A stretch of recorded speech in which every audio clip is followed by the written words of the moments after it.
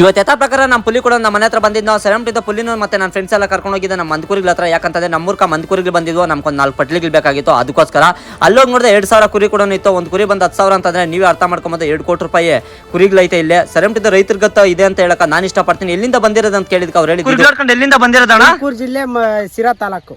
ಅಲ್ಲಿಂದ ಬಂದಿರೋದಾ? ಎಷ್ಟು ಕುರಿಗಳೈತಣ್ಣ? ಎಲ್ಲ 2,000 ಐತೆ. 2,000 ಕುರಿಗಳೈತೆ. ಎಷ್ಟು ಜನ ಇದ್ರಿ ನೀವೆಲ್ಲ? ಎಲ್ಲ ಒಂದು 20 ಜನ ಇದ್ದೀವಿ. ಎಲ್ಲ ಊಟ ಮಾಡ್ಕೊಳೋದು ಎಲ್ಲ ಇಲ್ಲೇ? ಎಲ್ಲ ಇಲ್ಲೇ. ಹಾ ಸರಿ ಅಣ್ಣ, ಆಯ್ತು.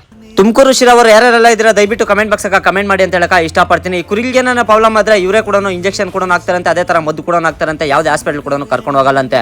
ಈ ಕುರಿಗಳ ಜೊತೆಗೆ 20 ಕತ್ತೆಗಳು ಕೂಡ ಇದ್ವು. ಕತ್ತೆಗಳು ಏನ್ ಕಪ್ಪ ಯೂಸ್ ಮಾಡ್ತಾರಂದ್ರೆ ಇವ್ರ ಸಂಸಾರ ಮತ್ತೆ ಬಟ್ಟೆ ಬರೀ ಮತ್ತೆ ತರಕಾರಿಗಳೆಲ್ಲ ಸಾಕ್ಸ್ಬೇಕಲ್ಲ ಬೇರೆ ಊರಿನಿಂದ ಬೇರೆ ಊರ್ಗೆ. ಅದಕ್ಕೋಸ್ಕರ ಈ ಕತ್ತೆಗಳನ್ನ ತಗೊಂಡ್ಬಂದಿರೋದು. ಆ ಕತ್ತೆ ಮೇಲೆ ಎತ್ತಾಕಿದ್ರೆ ಅದ್ರ ಪಾಡ್ಗೆ ಅದು ಓದ್ತಾ ಇರ್ತೈತಲ್ಲ. ಸರಿಬಿಟ್ಟು ನಾನು ಕತ್ತೆ ಮೇಲೆ ಕುತ್ಕೊಂಡು ರೌಂಡ್ ಹಾಕಂದ್ರೆ ಅಲ್ಲಿ ಕೆತ್ಕೊಂಡು ಹೋಗಿ ತೊಬ್ಬಿಡ್ತು. ಯಾಕಂತಂದ್ರೆ ನೀನ್ ಸರಿ ಇಲ್ಲ ಬಳ್ಳಿ ನನ್ನ ಮಗನೇ ಫಸ್ಟ್ ಹೋಗಂತಂದ್ರು. ಸರಿ ಏನೇ ಆಗ್ಲಂಬಿಟ್ಟು ಒಂದು ಕಿಸ್ಕೊಟ್ಬಿಟ್ಟಿದ್ದೆ. ಈ ಕಡೆ ತಿರ್ಗಿ ನೋಡಿದ್ರೆ ವ್ಯಾಪಾರ ಕೂಡ ನಡೀತಾ ಇತ್ತು. 4 ಪಟ್ಲಿ ಕೂಡ ಸೇಲ್ ಆಗ್ತು. 32,000 ರೂಪಾಯಿ ಅದನ್ನ ಗೋಜಾಡ್ತಾ ಇದ್ರು. ದಯವಿಟ್ಟು ಎಲ್ಲರಿಗೂ ಹೇಳೋದು ನಾನು ಇಷ್ಟೇ, ಊರಿನಿಂದ ಊರು ಬಂದಿರ್ತಾರೆ ಪಾಪ, ಇವ್ರ ಹತ್ರ ಈ ತರ ಮಾಡಕ್ ಹೋಗ್ಬೇಡ್ರಿ ಅಂತ ಹೇಳಕ ನಾನು ಇಷ್ಟಪಡ್ತೀನಿ. ಇವ್ರ ಹತ್ರ ಕಿತ್ಕೊಂತೀನಿ, ಇಲ್ದಿದ್ರ ಹತ್ರ ಬಿಡ್ತೀನಿ ಅಂತ ಹೇಳಕ ನಾನು ಇಷ್ಟಪಡ್ತೀನಿ.